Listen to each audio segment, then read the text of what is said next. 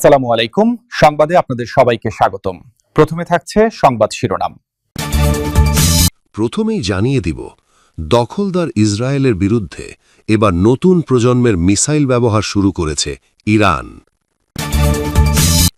এর পরেই জানিয়ে দিব, এবার ইসরায়েলের পারমাণবিক স্থাপনায় হামলার হুমকি ইরানের। এবার ইসরায়েলের পারমাণবিক স্থাপনাকে লক্ষ্যবস্তু করার হুঁশিয়ারি দিল ইরান। তারপরেই জানিয়ে দেব, ইরানের একের পর এক হামলায় দিশেহারা ইসরায়েল। ইসরায়েলের তৃতীয় দফায় শক্তিশালী মিসাইল হামলা চালিয়েছে ইরান। সর্বশেষ জানিয়ে দেব, ফের সৌদি কুয়েতের মার্কিন ঘাঁটিতে ইরানের হামলা। বারুদের গন্ধে ভারী হয়ে উঠেছে মধ্যপ্রাচ্যের আকাশ। দর্শক, এতক্ষণ শুনছিলেন সংবাদ শিরোনাম। এখন জানাবো বিস্তারিত জানার আগে আপনি যদি চ্যানেলে নতুন হয়ে থাকেন তাহলে আমাদের চ্যানেলটি সাবস্ক্রাইব করুন, আর কোন জায়গা থেকে দেখছেন এবং শুনছেন তা কমেন্ট করে জানান। ভিডিওটি ভালো লাগলে একটি লাইক দিন। দখলদার ইসরায়েলের বিরুদ্ধে এবার নতুন প্রজন্মের মিসাইল ব্যবহার শুরু করেছে ইরান। আগের মডেলের তুলনায় এই নতুন প্রজন্মের মিসাইল আরও বেশি নির্ভুল, আরও বেশি বিধ্বংসী। লক্ষ্যবস্তুতে আঘাত হানার পর মুহূর্তেই ধ্বংসস্তূপে পরিণত হচ্ছে শত্রুর গুরুত্বপূর্ণ স্থাপনা। ইরানের এই নতুন শক্তির মুখে যুক্তরাষ্ট্র ও ইসরায়েল কি শেষ পর্যন্ত পিছু হটতে বাধ্য হবে?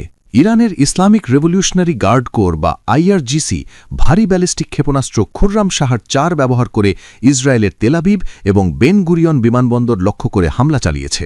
অপারেশন ট্রু প্রমিস 4 এর ১৯তম ধাপের অংশ হিসেবে এই হামলা চালানো হয়েছে বলে জানায় আইআরজিসি।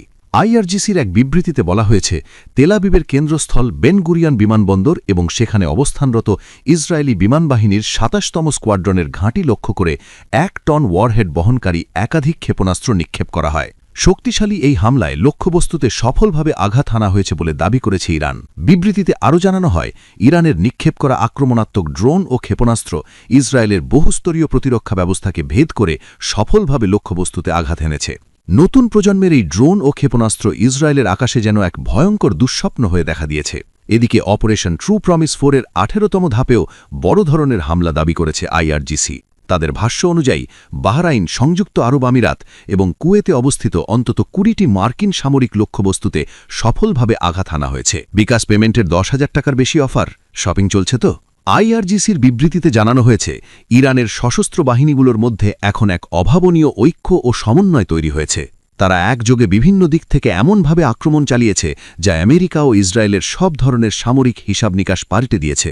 ইরানের এই শক্তিশালী পদক্ষেপ যুদ্ধের প্রচলিত নিয়মগুলোকেও নতুন করে লিখছে। বিবৃতির শেষ অংশে আরও বলা হয়, আমেরিকান সৈন্যরা তাদের আঞ্চলিক হাঁটি ছেড়ে কাপুরুষোচিতভাবে পালিয়েছে এবং বিভিন্ন দেশের হোটেলে গিয়ে লুকিয়েছে। এর সবকিছুই আইআরজিসির গোয়েন্দা নজরদারির আওতায় রয়েছে। আইআরজিসির সাহসী যোদ্ধারা এখন প্রতিটি মার্কিন সৈন্যকে খুঁজে বের করার জন্য প্রস্তুত হয়ে আছে। অপরাধীদের পাকড়াও না করা পর্যন্ত তারা থামবে না এবং তাদের কোনো পালানোর পথ খোলা থাকবে না। এবার ইসরায়েলের পারমাণবিক স্থাপনাকে লক্ষ্যবস্তু করার হুঁশিয়ারি দিল ইরান। তাহলে কি সংঘাত এবার সরাসরি পারমাণবিক স্থাপনাকে ঘিরেই নতুন মাত্রা নিতে যাচ্ছে? ইরানের এক সামরিক কর্মকর্তা বলেছেন, যদি ইসরায়েল ও যুক্তরাষ্ট্র ইসলামিক প্রজাতন্ত্রের শাসন ব্যবস্থা পরিবর্তনের চেষ্টা করে, তাহলে ইরান ডিমোনায় অবস্থিত ইসরায়েলের পারমাণবিক স্থাপনাকে লক্ষ্য করে হামলা চালাবে। আধা সরকারি সংবাদ সংস্থা আইএসএনএ ওই কর্মকর্তার বরাত দিয়ে এ তথ্য জানিয়েছে। এদিকে ইসরায়েলের প্রধানমন্ত্রী বেনিয়ামিন নেতানিয়াহু এবং মার্কিন প্রেসিডেন্ট ডোনাল্ড ট্রাম্প ইঙ্গিত দিয়েছেন যে চলমান সামরিক অভিযানের অন্যতম লক্ষ্য হল ইরানের শাসন ব্যবস্থা পরিবর্তনের পরিবেশ তৈরি করা। তাদের বক্তব্যে স্পষ্ট হয়েছে যে ইরানের বর্তমান শাসন ব্যবস্থাকে দুর্বল করাই এই অভিযানের বড় উদ্দেশ্য। তবে এ নিয়ে ভিন্ন মত রয়েছে। কিছু বিশ্লেষকের ধারণা, ট্রাম্প চাইলে দাবি করতে পারেন যে অভিযানের লক্ষ্য অনেকটাই পূরণ হয়েছে এবং কয়েকদিনের মধ্যেই সামরিক অভিযান শেষ করা সম্ভব। কিন্তু ইসরায়েলের উচ্চপদস্থ কর্মকর্তারা ভিন্ন বার্তা দিচ্ছেন। দ্য জেরুজালেম পোস্টকে তারা জানিয়েছেন, ইরানের শাসন পরিবর্তন না হওয়া পর্যন্ত যুক্তরাষ্ট্র এই লড়াই থেকে সরে দাঁড়াবে না।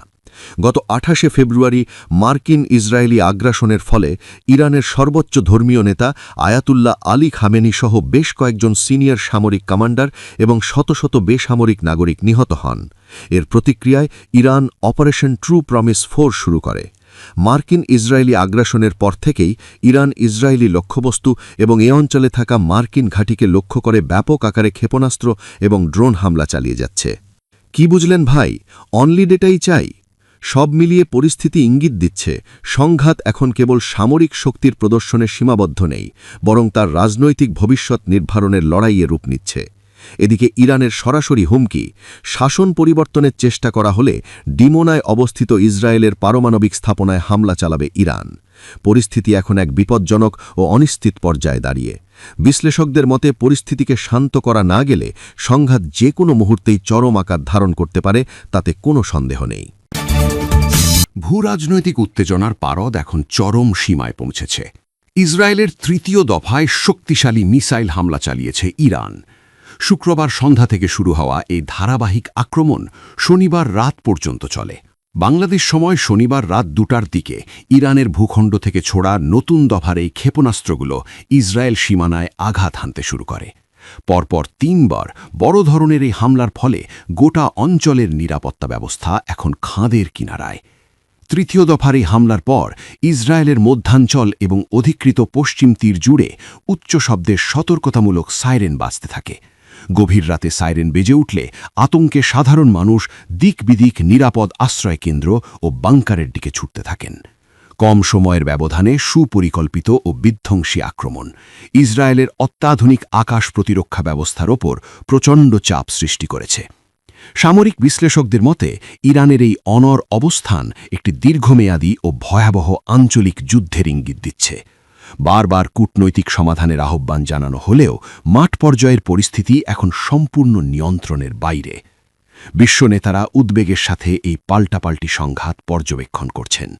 বিশ্লেষকদের মতে এই আক্রমণ কেবল সামরিক সংঘাত নয়, বরং সমগ্র মধ্যপ্রাচ্যের স্থিতিশীলতাকে এক চরম অনিশ্চয়তার মুখে ঠেলে দিয়েছে। বারুদের গন্ধে ভারী হয়ে উঠেছে মধ্যপ্রাচ্যের আকাশ। দীর্ঘদিনের উত্তেজনা ছাপিয়ে গত 28 ফেব্রুয়ারি থেকে শুরু হওয়া সংঘাত এখন চরম রূপ নিয়েছে। ইসরায়েল ও যুক্তরাষ্ট্রের যৌথ আগ্রাসনের জবাবে তেহরান তাদের সমরশক্তি পূর্ণ বহিঃপ্রকাশ ঘটাচ্ছে। 10টিরও বেশি দেশের প্রতিকূলতাকে উপেক্ষা করে বর্তমানে ড্রোন ও ক্ষেপণাস্ত্রের সাহায্যে পাল্টা আক্রমণ জারি রেখেছে ইরান। শুক্রবার উপসাগরীয় অঞ্চলে অবস্থিত মার্কিন সামরিক স্থাপনাগুলো লক্ষ্য করে ইরান নতুন করে হামলা চালায়। সৌদি আরবের রাজধানী রিয়াদের আকাশে বেশ কিছু ড্রোন ও ক্ষেপণাস্ত্র প্রতিহত করার দাবি করেছে দেশটির কর্তৃপক্ষ। তবে শহরের বিভিন্ন প্রান্তে বিকট বিস্ফোরণের শব্দ জনমনে আতঙ্ক সৃষ্টি করেছে।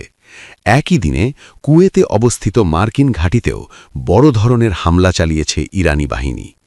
শুধু স্থলভাগই নয়, কুয়েত উপকূলে থাকা একটি মার্কিন তেল ট্যাঙ্কারেও সফল আক্রমণের দাবি করেছে ইরান।